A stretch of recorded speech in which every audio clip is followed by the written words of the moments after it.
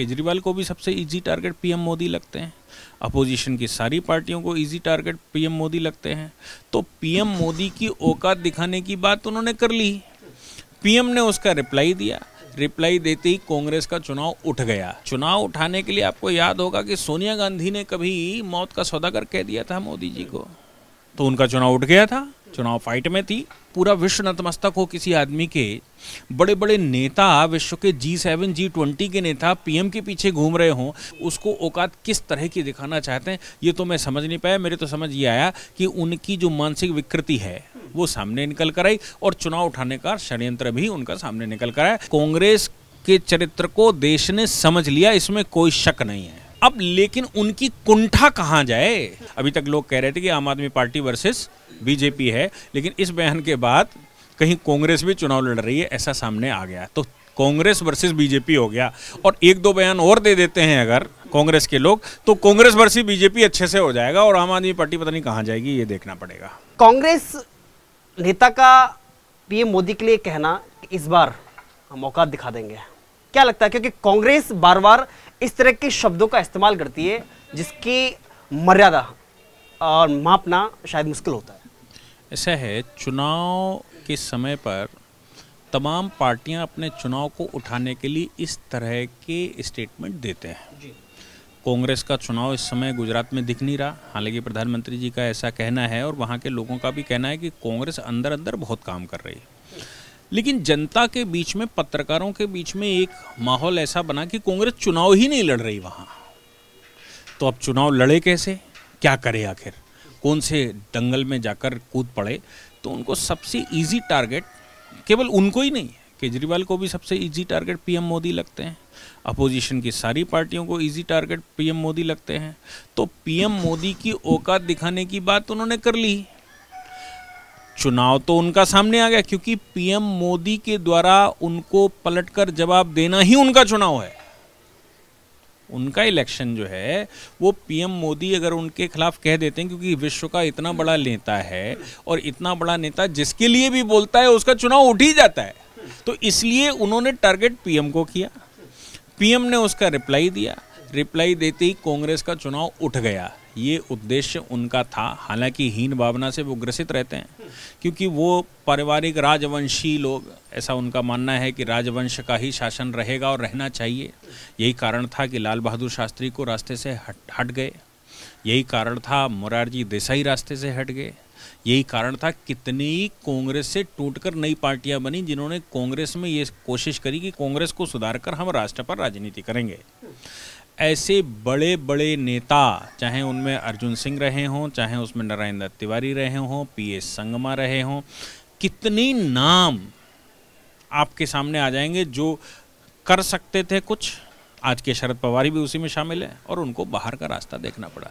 तो उस पार्टी का जो चरित्र बन चुका है वो ये है कि एक राजवंश, एक राजा का पुत्र ही जो चांदी की चम्मच लेकर पैदा हुआ वो शासन कर सकता, बाकी कोई शासन नहीं कर सकता। इसलिए भावना तो दुर्भावना थी और निकल गई चुनाव में। तो चुनाव में निकलकर अपनी कुंठा भी पूरी कर ली और चुनाव भी उठा लिया, पीएम ने उनको जवाब दे दिया। तो उनके तो एक पंथ दो काम हो गए।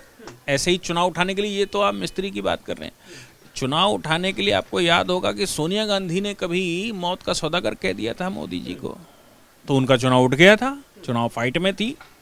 तो ये जब सोनिया गांधी मौत का सौदागर कह सकती हैं मोदी जी को, मणिशंकर अय्यर कह सकते हैं नीच आदमी, तो फिर ये जो मिस्त्री जी ने कह दिया, ये कौन सा नया काम कर दिया?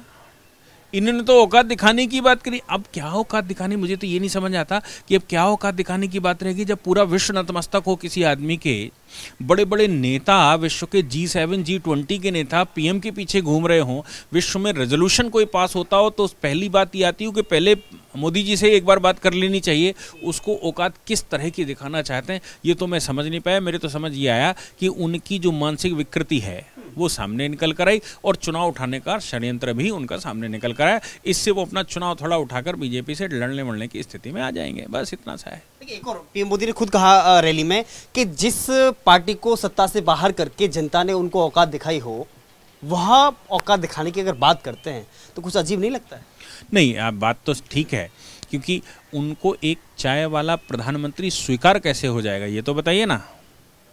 उनको वो लोग जो राजवंश से कोई मतलब न रखते हों, आम आदमी, आम जनता को अगर ये विश्वास हो जाए कि मैं मेरे देश के लिए कुछ करना चाहता हूँ, तो मेरे पास एक रास्ता भारतीय जनता पार्टी हो सकता है। क्योंकि भारतीय जनता पार्टी में वंशवाद नहीं है, भारतीय जनता पार्टी में इस प्रकार की जातिवादी राजनीति नहीं है, तो कोई भी व्यक्ति सोच सकता है कि मुझे वहाँ चांस मिल सकता है। इसलिए पीएम मोदी और उनके जैसे कितने ही लोग आज देश की सत्ता पर बैठे चला रहे हैं, ये कैसे स्वीकार हो सकता है, मुझे ये तो बताइए। इसलिए वो औकात दिखाने की बात कर रहे हैं। दूसरी बात ये भी है कि वो जनता 1947 वाली नहीं रही जो आंख बंद करके कांग्रेस पर विश्वास करती थी। मैं उस कांग्रेस की बात कर रहा हूं जो कांग्रेस एक आंदोलन था।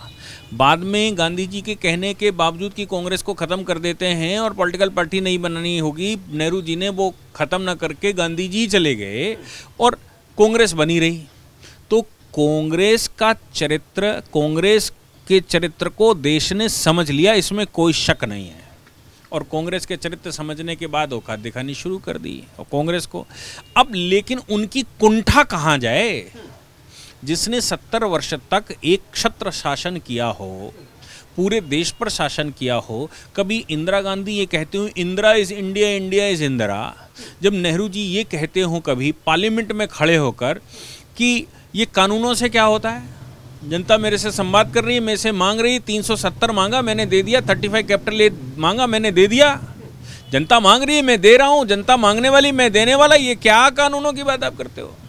तो जब नेहरू जी के मस्तिष्क में ये बात आ गई हो कि कानून का मतलब कुछ नहीं और मेरा मतलब सब कुछ है, इंदिरा गांधी के दिमाग में आ गई हो कि मेरे से ही सब कुछ चलेगा, सोनिया गांधी के दिमाग में आ गई हो कि सरदार जी बैठे जरूर सत्ता पर हैं लेकिन मेरी नहीं चलेगी, तो उनका नाबालिग बेटा पार्लियामेंट में पेपर पढ़कर फेंक देगा। नाबालिग बेटा, मैं नाबालिग इसलिए कहता हूं क्योंकि वो अभी तक बालिग नहीं हो पाए। अभी तक वो जो मैच्योरिटी बालिगों की होती है ना, वो नहीं आ पाए। उम्र से वो बालिग हो गए होंगे लेकिन मस्तिष्क से बालिग नहीं हो पाए, इसलिए मैं उनको नाबालिग कह रहा हूँ कि उनके नाबालिग बेटे ने पार्लियामेंट के अंदर जब पेपर फाड़ कर फेंक दिए हों और प्राइम मिनिस्टर की बेइज्जती करने के बावजूद प्राइम मिनिस्टर चू ना बोला हो उस समय का, ऐसे लोग जो चांदी की चम्मच लेकर सिंहासन पर बैठे हों, उनके आगे मोदी जी तो उनको तुच्छ प्राणी लगते हैं। मोदी जी तो कुछ उनको लगते ही नहीं है।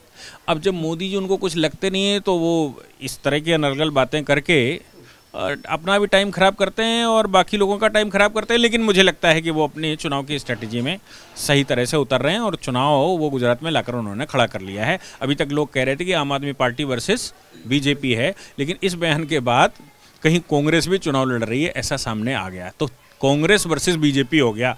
और एक दो बयान और दे देते हैं अगर कांग्रेस के लोग, तो कांग्रेस वर्सेस बीजेपी अच्छे से हो जाएगा और आम आदमी पार्टी पता नहीं कहाँ जाएगी, ये देखना पड़ेगा। देखिए एक बात है कि अक्सर हमने देखा है कि राजनीति में जब कोई गाली देता है तो उसे उम्मीद रहती है कि मुझे कहीं ना कहीं से मतलब कहीं ना कहीं से उसको ताली मिलने की उम्मीद रहती है। लेकिन कांग्रेस के नेता पीएम मोदी को गाली दे करके कौन सी ताली हासिल कर सकते? नहीं, ये तो जाहिर सी बात है भाई। देखिए, देश में एक 20 करोड़ लोग तो ऐसे हैं जो पीएम मोदी को देखना भी पसंद नहीं करते। उनकी तो शक्ल छोड़ो, नाम भी उनको अच्छा नहीं लगता, तो उनको भी तो कोई एड्रेस करने वाला हो। अब दो तरह से एड्रेस हो सकता है। एक तो सीधा उनको एड्रेस किया जाए और कहा जाए भाई तुम्हारे मदरसे में बनवा दूंगा, तुम्हारे वो जिम खुलवा दूंगा, किसी से कहा जाए कि हम हज यात्रा हम करवा देंगे। और दूसरा तरीका ये है कि जिनसे वो नफरत करते हों, एक कम्युनिटी, एक वोट बैंक नफरत करता हो, उसको खुश करने के लिए हम भी नफरत करने लगे, तो वो भी नफरत करके वो भाषा इस्तेमाल करते हैं और एक कम्युनिटी को खुश करते हैं। तो वो कम्युनिटी खुश होती तो भी तो उनकी जीत ही है ना। वो कम्युनिटी तो केजरीवाल ने पेंशन बांट दी दिल्ली में, तो पेंशन बांटने वालों के साथ जाएगी कि आपके साथ जाएगी? तो वो पेंशन बांटने वालों के साथ अगर कम्युनिटी गुजरात की चली जाती है तो कांग्रेस कैसे चुनाव उठाए? तो कांग्रेस अगर पीएम को गाली देने वाले बन जाएंगे तो फिर ये संभव है कि उनका एक वोट बैंक तो उनकी तरफ कुछ खसकेगा। ये राजनीति तुष्टीकरण की है, पहले भी थी अभी भी है। पहले तुष्टीकरण सीधा होता था, अब मोदी को गाली देके तुष्टीकरण होता है, बीजेपी को गाली देके तुष्टीकरण होता है। वो तुष्टीकरण ही कर रहे हैं, ये उनकी स्ट्रैटेजी है और वो सफल होते दिख रहे हैं। इसमें लाभ मिलेगा, आप सीधा कहना चाह रहे हैं?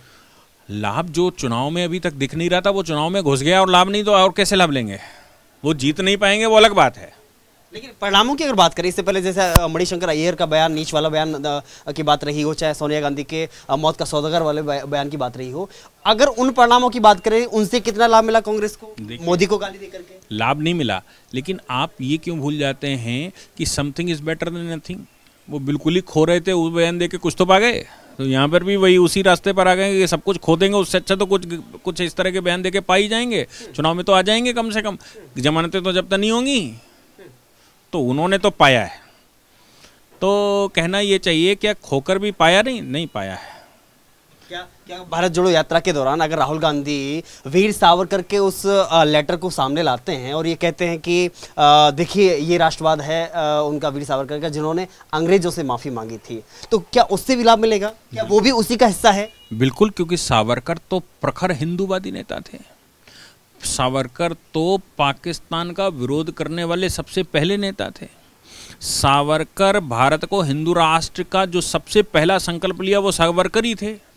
तो सावरकर के हिंदू राष्ट्र के संकल्प के विरुद्ध एक पार्टिकुलर वोट बैंक तो जाएगा, और जो पार्टिकुलर वोट बैंक जा रहा है वो कोई और ना कैप्चर कर ले। इसलिए सावरकर को अगर गाली दी जाए और जोर से उनके खिलाफ कुछ ऐसा किया जाए तो एक पार्टिकुलर वोट बैंक तो खसकेगा ना।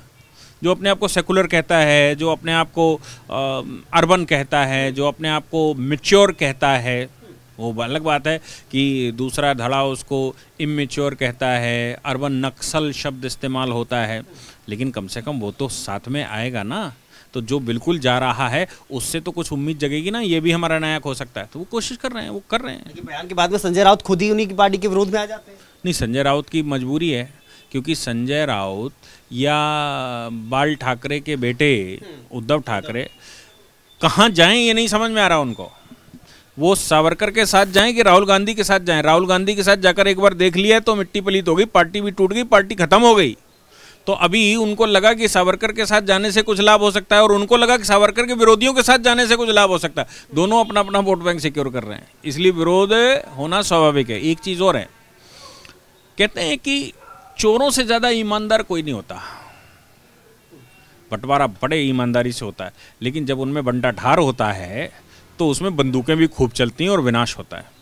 तो जब वो महागाड़ी गठबंधन बनाकर बैठे थे तब मित्रता भी अच्छी थी, और अभी उनको अपना अपना इंटरेस्ट दिखाई पड़ गया है तो उनकी शत्रुता भी बहुत अच्छी हो जाएगी।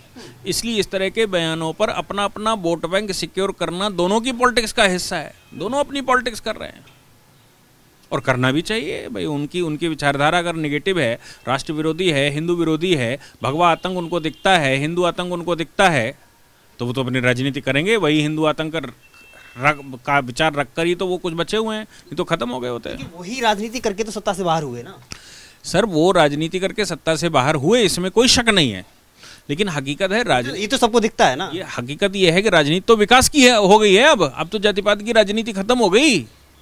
अब तो राजनीति विकास की होगी, और विकास के नाम पर तो उन्होंने कुछ सीखा ही नहीं। वो तो कहते हैं विकास पागल हो गया कि क्या उसको खिलाएं पिलाएं।